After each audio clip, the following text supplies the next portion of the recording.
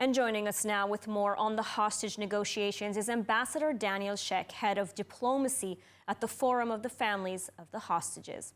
Thank you so much for joining us today. You know, this is really an emotional roller coaster, especially for the families of the hostages. It seems every time we're close to a deal, every time the media reports on a deal, at the very last moment, Hamas backs out. You know, is this a deliberate strategy on their part to try and demoralize Israelis, demoralize the families, part of, you know, the psychological warfare? You know, I have enough trouble figuring out the position of the Israeli government, so it's really difficult for me to do the same for the Hamas leadership. Obviously, they are not the most convenient negotiating partners that we could have chosen.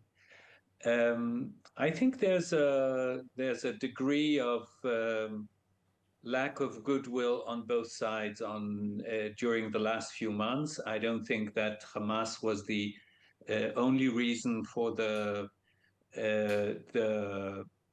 disappointments of the past few months. I often say, you know, I've participated in many negotiations in my previous career.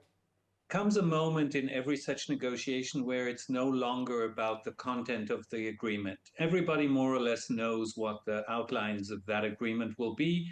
So yes, there's, you know, the details are always very important, and sometimes a negotiation can fail because of what seems to be a small detail. But by and large, we know how the agreement will look. So what is necessary? What is lacking? It's that point in time where both sides at the same moment are really interested in succeeding. And apparently we haven't reached that point until now. I'm hopeful that we are close. You know, we have exactly 2 weeks until President-elect Trump takes office. Now, he's made very clear that if the hostages are not returned by then, there will be a hell to pay. Do you think this is having any effect on the negotiations, on Hamas at all? I mean, will it help to reach that critical point in time? Look, the Americans are not just bystanders. They are part of the negotiation. They're part of the mediators. They're actually sitting at the table, which is a very unique position for a Western power. And we know for a fact that on this particular issue of the hostage negotiation and the ceasefire negotiation, the outgoing and incoming administrations have been collaborating, which is excellent.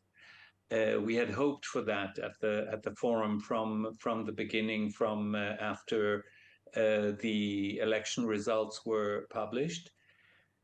But again, you know, we're a very short time out before January 20. We're very hopeful that a complete deal would be concluded by then. It still can. Now, the Biden administration has put significant pressure on Israel. You know, Blinken recently said that this was the case and that whenever Hamas saw that there was pressure on Israel, it would back out of the deal. So what is your take on this? You know, since we are not privy to the details of the negotiation, we're not part of it. We're a civil society organization, not beyond that. I don't know what exactly goes on around the negotiating table, but in a sense, it's a black and white issue.